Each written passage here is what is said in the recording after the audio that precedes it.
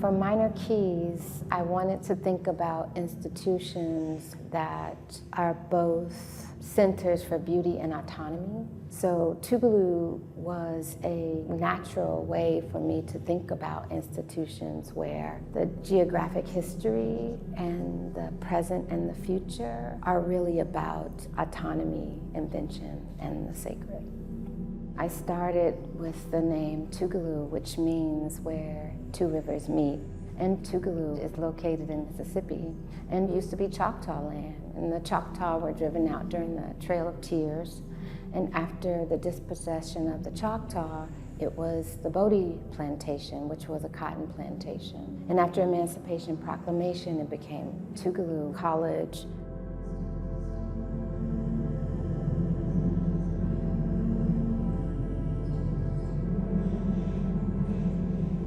Tougaloo is where I sort of found my adult self. So it was really an instinct of mine to look into my own past and my own history, to think about a work that would bring ideas of community, unity, force, and place to Venice. It's funny because at the center of most of my work is the subject of water. When I'm in Venice and I'm moving alongside the canals, there's something very familiar in this constant state change of running water. It just sort of propelled me.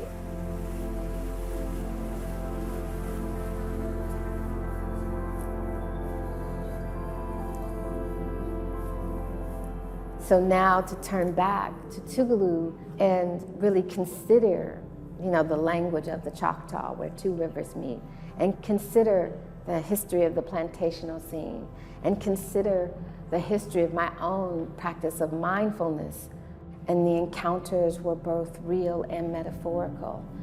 So everything starts with painting for me. Painting allows me a sort of simultaneity in the making that opens dimensions. What compels me to make paintings in the round is that we have these large flat surfaces, and as I'm moving, as I reach the edge, I go around the work and continue it on the other side. So there's also a pivot to something called sculpture. It's this oscillation between painting, drawing, and sculpture that evokes sound, even when I'm moving and making the work.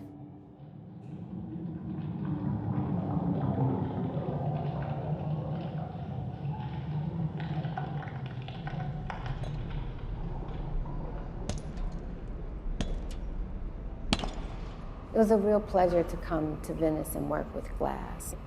So I went to Murano and met several glass makers and worked with them. I was just drawn to that. I was drawn to the kind of found material that has so much surface and process in it already. So I thought about it as a vessel for light.